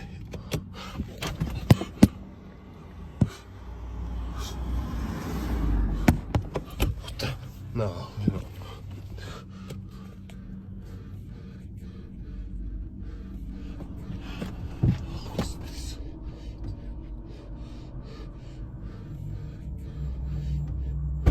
Oh hell, what the fuck was shit? Shit at me. Shit. Oh, hell no. Hell. No. Nope. No. No. No. In paranormal research, proximity to a cemetery significantly increases the likelihood of encountering active spiritual energy. Graveyards are massive repositories of residual human history, and entities lingering in these spaces are frequently drawn to the bright headlights and kinetic energy of passing vehicles. The anomaly caught on the interior camera points toward a deliberate manifestation attempt. Because spirits lack a physical form, they must manipulate nearby objects, like the roadside shoe, or generate intense kinetic force to make their presence known, which directly explains the sudden, heavy vibrations on the window glass. Furthermore, unlatching and opening the heavy car door suggests the entity was executing a clear progression of activity, moving from outside disturbances to a physical invasion of Marcus's personal space. By utilizing the ambient energy of the environment, the presence managed to cross structural boundaries that would normally keep the physical world separate from the spiritual. So, do you think Marcus unwittingly invited a restless soul into his passenger seat? Or was this cemetery entity actively looking for a way to escape the confines of the graveyard?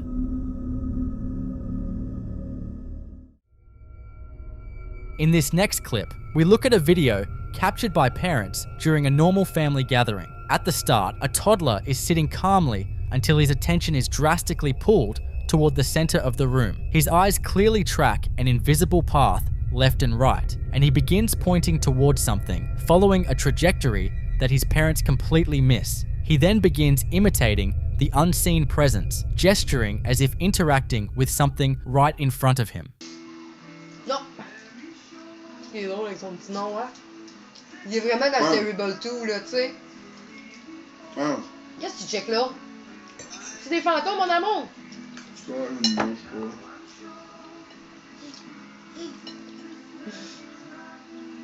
Qu'est-ce qu'il y a? Qu'est-ce qu'il y a? Hein? C'est quoi qu'il y a? Quoi? Yes? Quoi? Parle! Parle!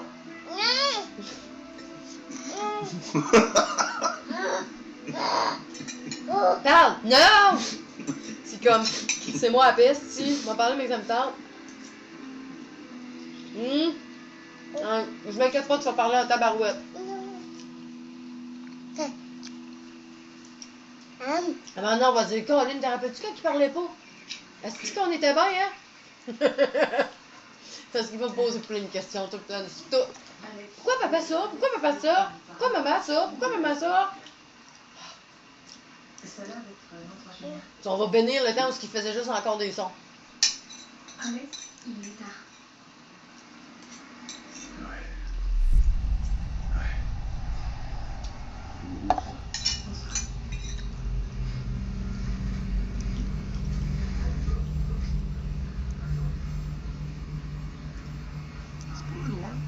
Si je vois pas le bas de la queue. C'est bien, bien, on va voir juste l'armoire là. Non, on le voyait super bien.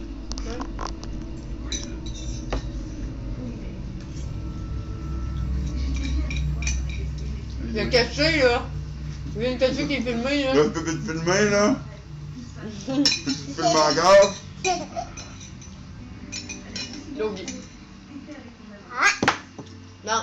Oh ouais. Arrêtez pas de manger l'assiette, elle est lourde. Oh. Tes dents.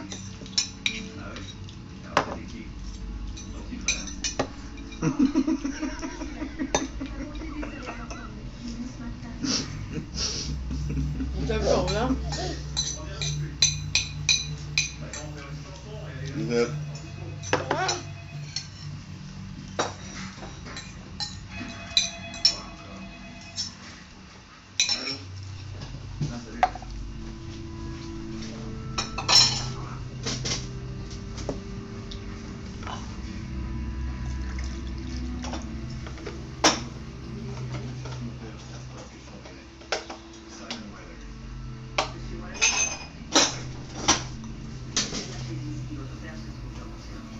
Là, comment on va la stabiliser, la scène? C'est quoi que tu vas mettre là? Tu vas les mettre pour la figer là?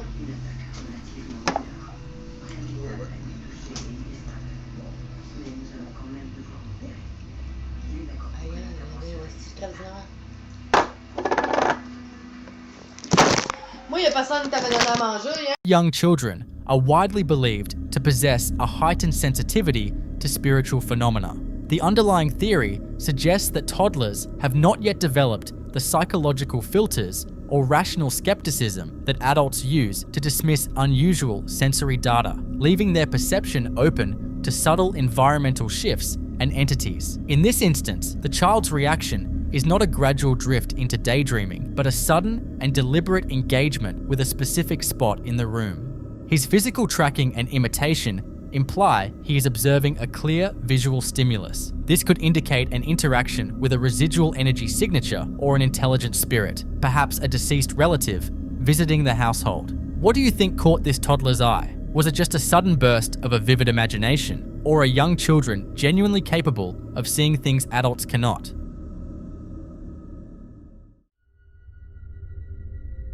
In this next clip, a family grieving a loss experiences a beautiful and bizarre moment of farewell. The on-screen text translates to, "If they hadn't recorded it, we wouldn't have believed it," as the family describes their belief that their deceased sister used a white, star-shaped foil balloon to navigate the house one last time to say goodbye and apologize to her brother. As you watch, the balloon moves down the hallway and enters the bedroom, where the brother is sitting quietly on the edge of the bed. Instead of drifting aimlessly toward the ceiling or being erratically pushed by a draft, the balloon appears to travel along a deliberate path, hovering directly in front of the young man. The most compelling detail occurs toward the end of the footage, when the brother suddenly flinches and stands up quickly from the bed, reacting as if someone had just physically touched him. Watch.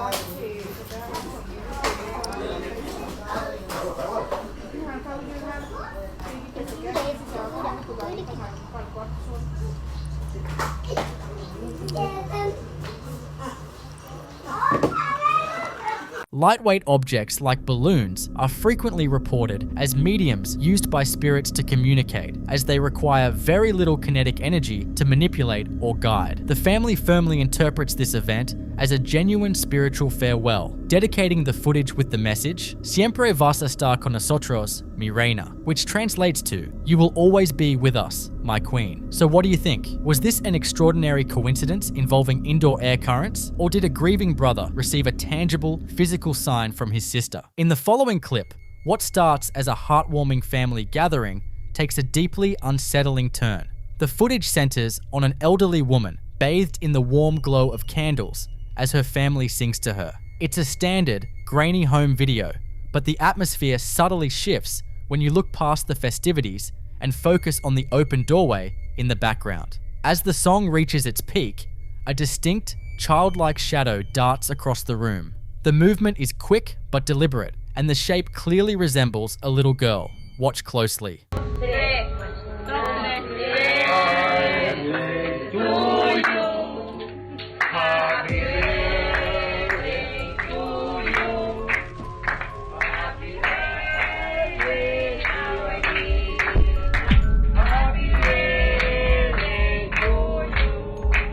The grandmother appears entirely unaware of the anomaly behind her, completely absorbed in the moment. Yet, the camera captures what the human eye easily missed in the chaotic joy of the celebration. What makes this particularly chilling is the context that often accompanies such manifestations in paranormal circles. Some viewers theorize that the shadow may be deeply connected to the grandmother's past. A common narrative attached to this footage suggests that the woman may have lost a young daughter many decades ago. If that is the case, could this be the residual energy of a child returning to celebrate her mother's milestone? Or perhaps more ominously, certain folklore dictates that the sudden appearance of a long-deceased loved one acts as a harbinger, a spectral sign that they are preparing to guide the elderly family member to the other side. Is this simply a trick of the lighting, a living relative passing by unnoticed, or a fleeting glimpse of an entity from beyond the veil? I'll let you come up with your own conclusions.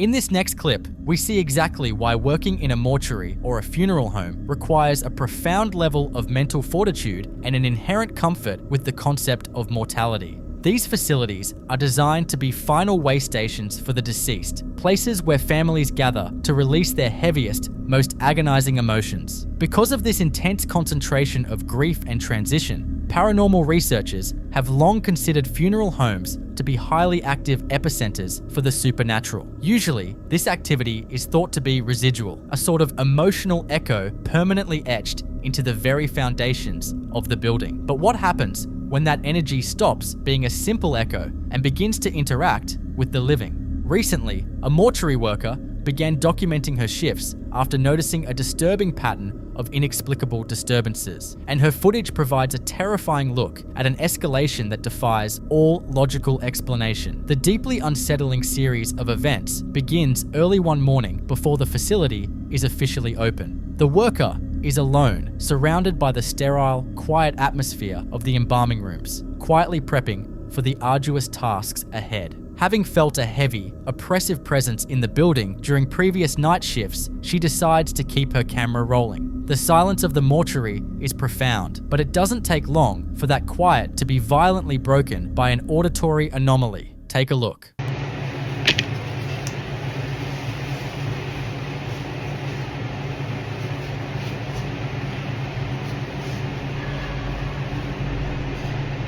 Listening closely, the vocalization carries a highly peculiar tone. It sounds like a hollow, agonizing wail that almost borders on a mocking laugh. In the context of a funeral home, one might easily write this off as a trick of the acoustics or a draft whistling through the ventilation. However, the sheer volume and human-like cadence of the sound make it incredibly difficult to debunk. But as her documentation continues over the following days, it becomes terrifyingly clear that this presence is not just a passive recording of the past. It is fully aware of her, and it is growing bolder. In a subsequent recording, the worker is no longer alone. She is joined by her son, who frequently accompanies her to assist with the heavy lifting and late-night duties. The presence of a second witness completely shifts the dynamic, grounding the experience in absolute reality. Watch their immediate reaction as the physical environment begins to manipulate itself right in front of their eyes.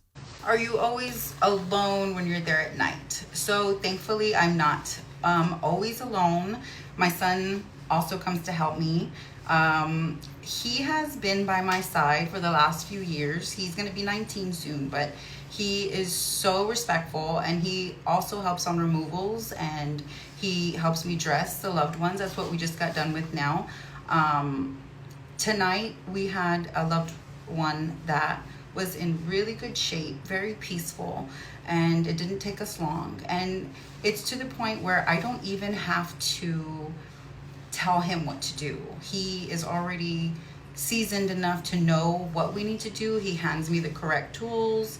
You know, he's a really good help. And I'm so thankful that Was that you? No. Was that you? No. Look at the video, wasn't me. What was that? I don't know.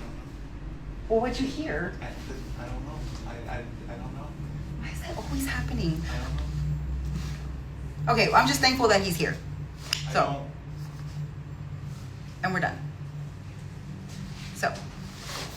A heavy, solid door is caught moving entirely on its own, unprompted by any visible force. Mortuary and hospital-grade doors are notoriously weighty, deliberately designed to seal off specific rooms and prevent air circulation. A simple draft, or the natural settling of an old building, simply does not possess the kinetic energy required to unlatch and move a door of that size. The genuine visceral shock on her son's face is perhaps the most compelling piece of evidence here. His fight or flight response is triggered instantly. This leap from an auditory phenomenon to a physical manipulation strongly suggests the anomaly has gathered enough energy to interact with our three-dimensional space. From this point forward, the tension within the facility compounds at a rapid pace, and the entity begins to localize its activity. While standing in the corridor, the mother and son are suddenly frozen by the sound of aggressive, inexplicable shouting originating from the facility's chapel.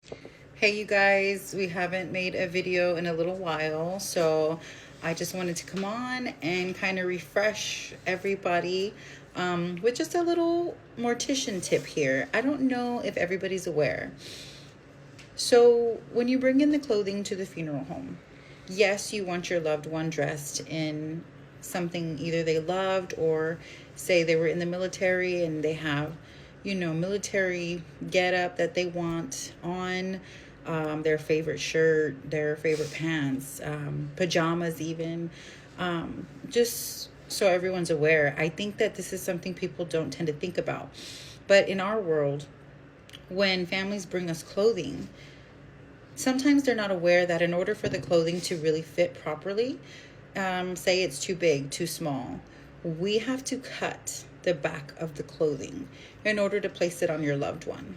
So sometimes if families request the favorite shirt back, or, you know, their favorite set of whatever they have on, it will be cut.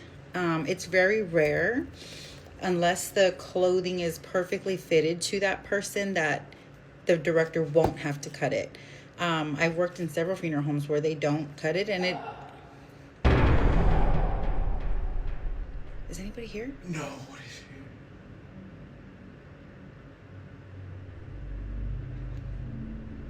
here? Here.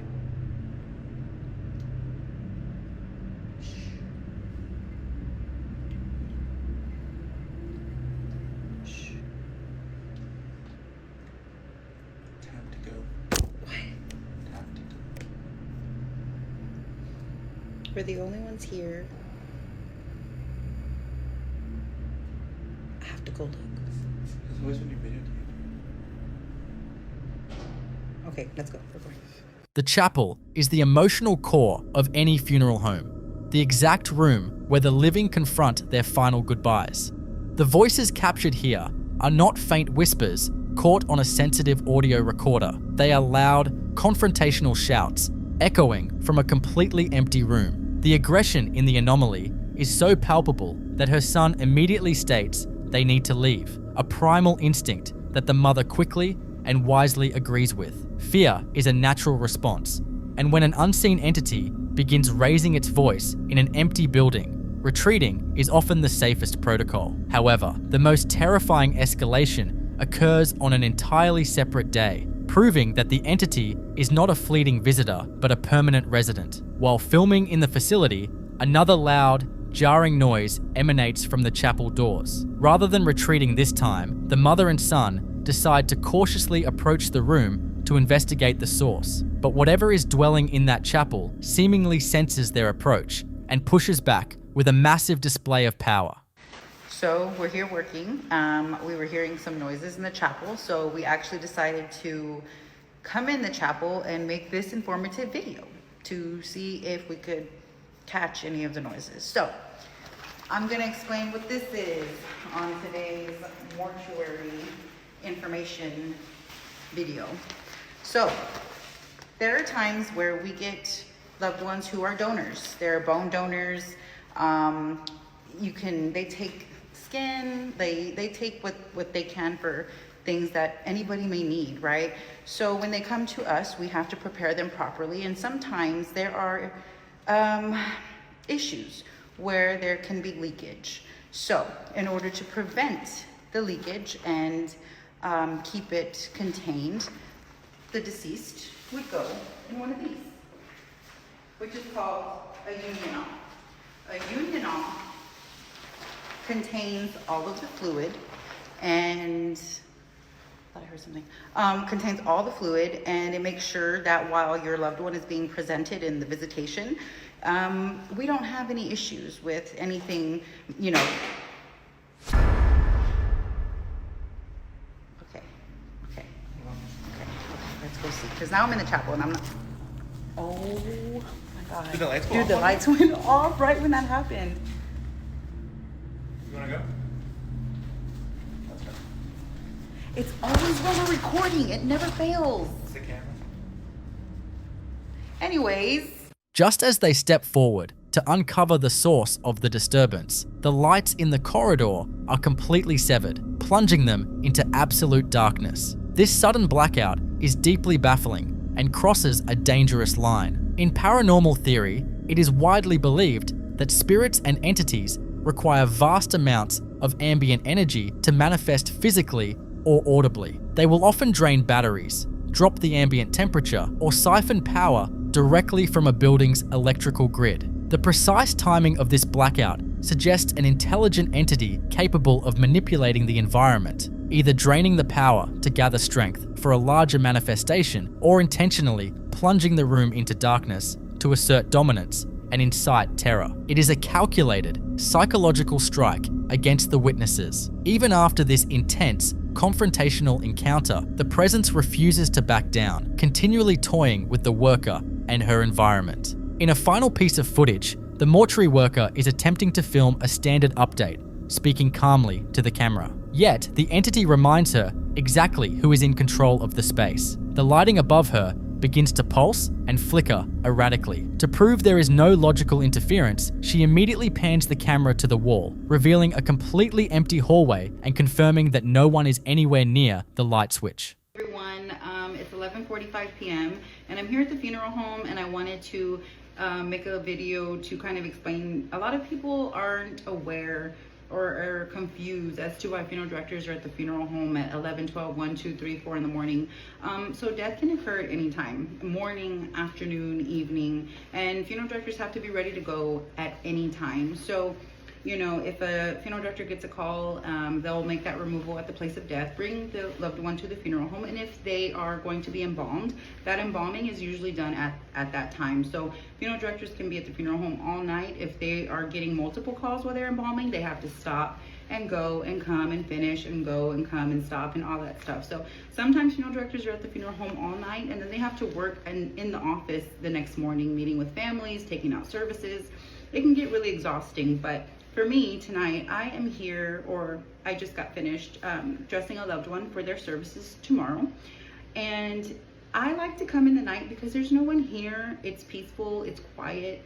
I can take my time and pay 100% full attention to that loved one without worrying, you know, oh, I have to go answer the phone, or I have to leave on a call. I can just actually come and take my time and concentrate. So I do like coming in the night because of that. And okay, that was weird. I don't like that. The light switch is right there. The light just flickered. And I'm gonna cut this video short because that is cue for it's my time to go. The intelligence behind these combined occurrences is highly disturbing. We are looking at a clear, methodical escalation. What began as a distant, mournful cry evolved into the physical manipulation of heavy doors, aggressive vocalizations, and the deliberate, targeted manipulation of the building's electrical system. The facility appears to be hosting something that absolutely demands to be acknowledged. Is this simply the collected, heavy energy of 1,000 grieving families manifesting physically in the architecture, or has a specific, highly intelligent entity refused to cross over, trapping itself forever between the chapel and the embalming room? I'll leave you to be the judge.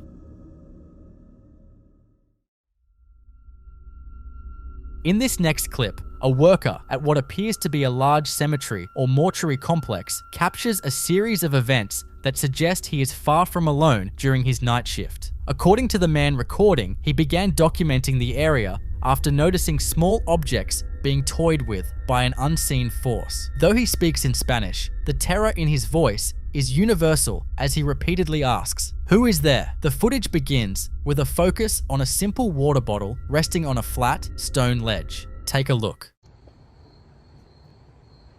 ¿Vieron la botella? ¿Vieron la botella? ¿La vieron? Si estás aquí, manifiéstate. Escucho algo. Escucho algo. ¿Hola? Mira, se cayó. Al mismo tiempo, amigos, mira alguien ahí al fondo. Buenas noches. ¡Ay, Dios! ¡Ay, Dios! No. ¿Qué es eso? ¿Hola? ¿Quién eres? Ven. Hay alguien aquí.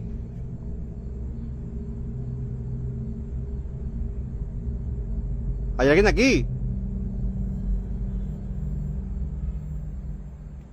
Hola. The initial movement of the water bottle is unsettling. It doesn't slide as if pushed by a localized draft, but rather shifts with a deliberate jerky motion that suggests a physical grip. As the worker ventures deeper into the narrow corridors between the tombs, the activity becomes more aggressive. A large plastic container is caught on camera falling and tumbling across his path, appearing as though it were violently thrown from the dark recesses of the complex. The anomaly only deepens when the camera pans toward the back of the graveyard, briefly catching a glimpse of a pale, stationary figure standing over a grave in the distance. The most baffling part of this encounter, however, involves the religious iconography present at the site. Among the various items being manipulated, the large cross mounted atop one of the tombs appears to shift and tilt on its own. In paranormal research, the physical movement of heavy, fixed objects, especially those of a religious nature, is often categorized as high-energy poltergeist activity. It suggests an entity capable of significant kinetic output, or perhaps a residual energy that has become strong enough to influence the physical world. If you were alone in a graveyard and witnessed a cross-shifting of its own accord, would you stay to see what manifested next, or would you find a new line of work? The following clip you're about to watch was captured by a family who believe that their house is haunted, and honestly, after seeing this, it's hard to blame them. After weeks of things going bump in the night, they decided to set up an infrared camera to see what was happening in the living room while they were out. They probably expected a door to drift or a shadow to pass by, but what they got instead was a full-on auditory assault.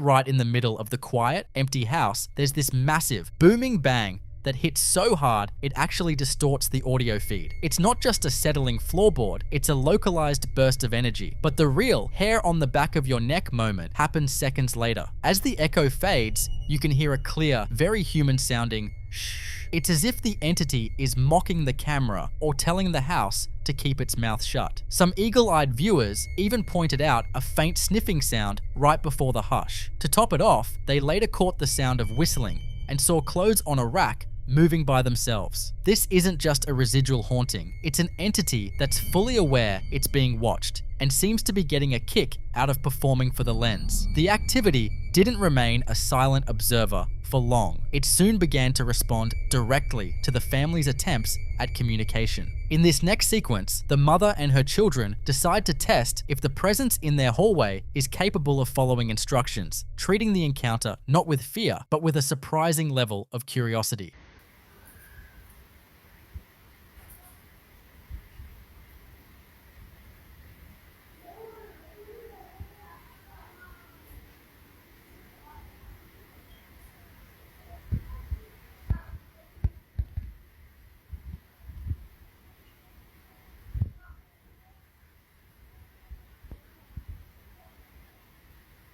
Close the door.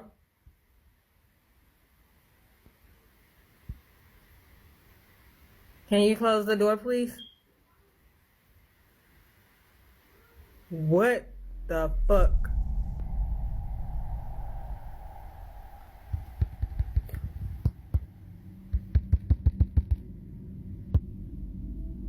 Come on, let me ask. Open the door if you need help. What the? You do? Oh my! It opened it wide as shit. Oh my god! Close the door if you need help. I swear to God, I put it on. Oh my! Why is it doing? What the? Bro, no! Yes, I knew. Yes, I knew. Elgin, please. Do you see Elgin, it? can you please? It's closed all the way, bro. It's closed all the way. Open it all the way. You need help. This place haunted. Oh my god! Close the door if you need help. Close the door. I'm getting scared. I'm getting so girl. I'm gonna cry, bro. Move it. Standing in the living room, they ask the entity to open the door if it needs help. Almost instantly, the heavy door at the end of the hall swings wide with a slow, purposeful motion. The interaction becomes even more startling when they ask it to close the door. The door doesn't just drift shut, it is pushed with enough force to fully engage the latch. You can clearly hear the mechanical click as the door locks back into place, a feat that would be impossible for a simple draft or a shifting foundation to accomplish. This level of precision indicates an intelligent entity with the ability to manipulate hardware and respond to verbal cues in real time. The family is left standing in a house where the doors act as a medium for dialogue, confirming that the shh from the previous night was just the beginning of a much more interactive haunting. It seems the entity isn't just living in the house, it's listening to every word they say. As the activity within the house intensified, the family began to suspect that the disturbances were not limited to the interior walls. Driven by the sound of inexplicable noises echoing from the darkness of their property, the father decided to extend his surveillance to the backyard, hoping to identify a natural cause for the unrest. What he discovered was a new, bizarre layer of the anomaly, one that seemed to possess a more organic, yet entirely unnatural form. Listen carefully and watch out for the orbs.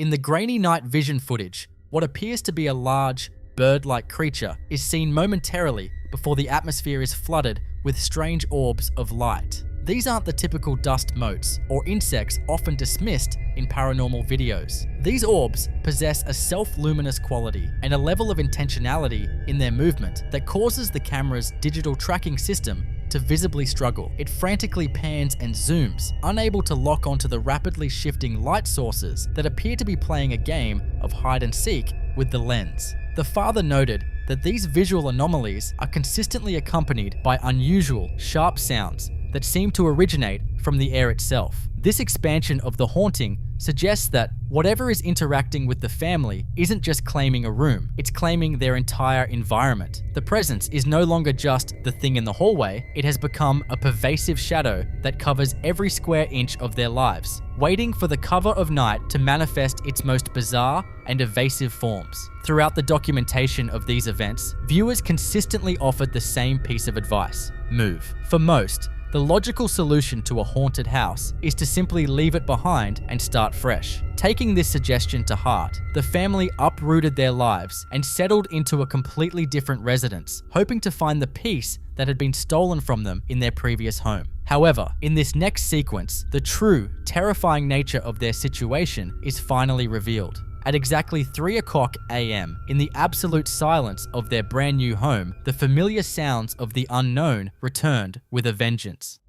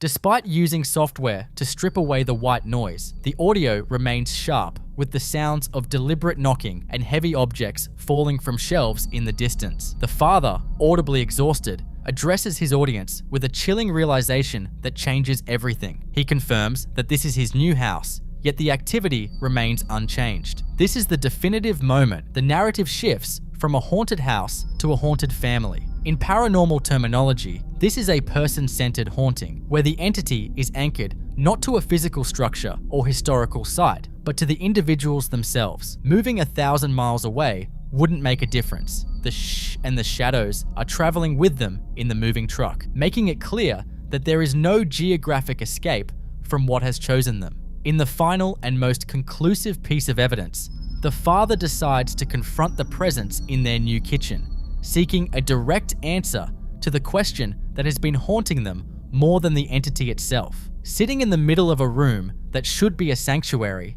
he begins a verbal dialogue, asking the entity to manifest a sound on command. Hello?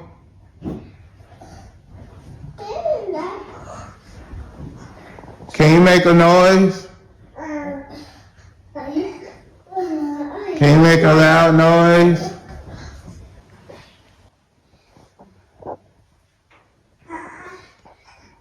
Is this your old house?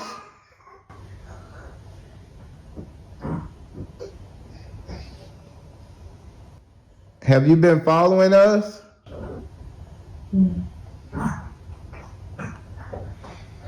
I can hear you. Are you in the kitchen?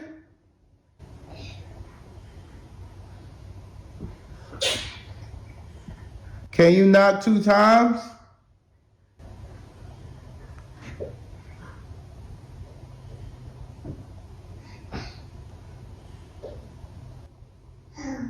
only hear one knock.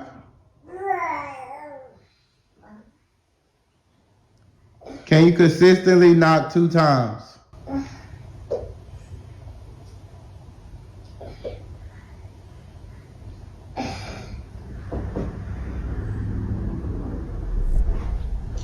What is your name?